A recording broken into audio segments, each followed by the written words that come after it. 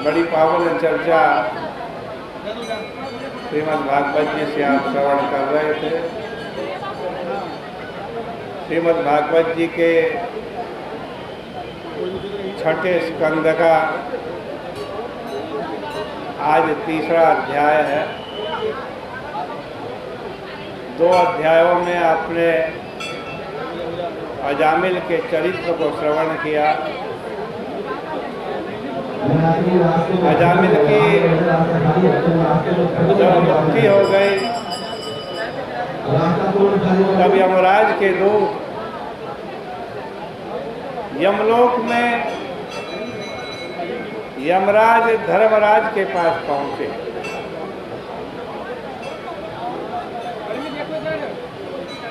परीक्षित प्रश्न करते हैं कि धर्मराज ने अपने दूतों की बात को सुन करके क्या कहा। ऐसा तो कभी सुनने में नहीं आया है कि धर्मराज के आदेश का कभी किसी ने उल्लंघन किया हो।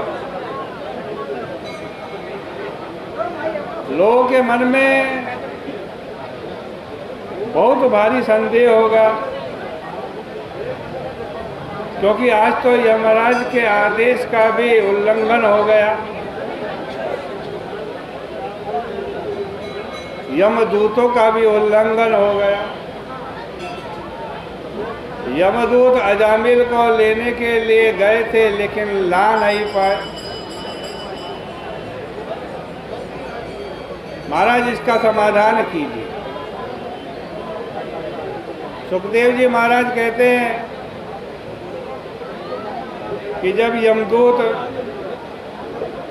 अपने स्वामी यमराज के पास पहुंचे तब उन्होंने पूछा,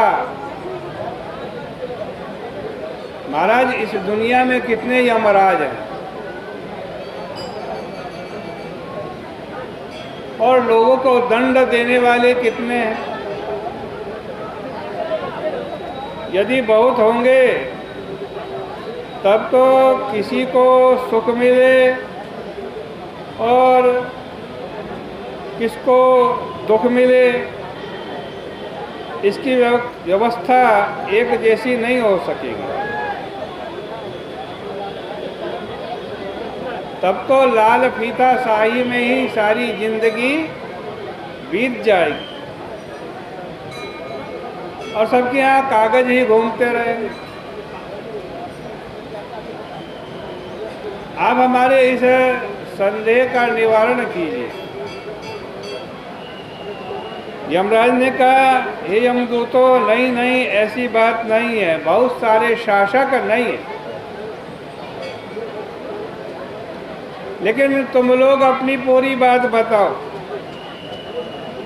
यमदूतों ने कहा, महाराज हम लोग आपकी आज्ञा से अजामिल को लेने के लिए गए थे, लेकिन वहाँ 4 सिद्ध आ गए। हमको पीट करके मार के वहाँ से भगा दिया। छित्वा पासान प्रसय्यते। ये देखो महाराज, आपने जो पास दिया था, रस्सी दी थी अजामिल को बांधने के लिए, उस रस्सी को भी काट दिया उन्होंने। अब आप बतलाइए कि वे कौन है जो अजामिल के मुख से नारायण का नाम निकलते ही वहाँ दौड़े चले आए। और जैसे ही यमराज ने नारायण भगवान का नाम सुना, यमराज गदगद हो गए, क्योंकि यमराज भी भगवान नारायण के परम भक्त हैं। उन्होंने समझ लिया कि हमारे दूतों को भगवान के पार्षदों का दर्शन हुआ, इसलिए वे स्वयं भी भगवान के चरणारविंद के स्मरण में मग्न हो गए। और फिर बोले, भगवान नारायण तो हमसे, तुमसे, सबसे परे। उनमें तो ये सारी सृष्टि वैसे ही है जैसे सूत में कपड़ा बन होता है। उन्हीं के अंश से ये सारी सृष्टि उत्पन्न हुई है और उन्हीं के नाम और वाणी से बंधी भी है। इंद्रादि सहित हम सब उन्हीं नारायण की आज्ञा का पालन करते हैं। उनकी महिमा का कोई पार नहीं है। वो हमारे हृदय में बैठे हुए।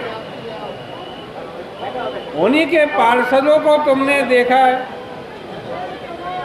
अपने स्वामी जैसा ही रूप, गुण और स्वभाव धारण करके वे विचरण करते रहते। भगवान के भक्तों की रक्षा करना उनका काम है, इसलिए वे सृष्टि में घूमते रहते हैं।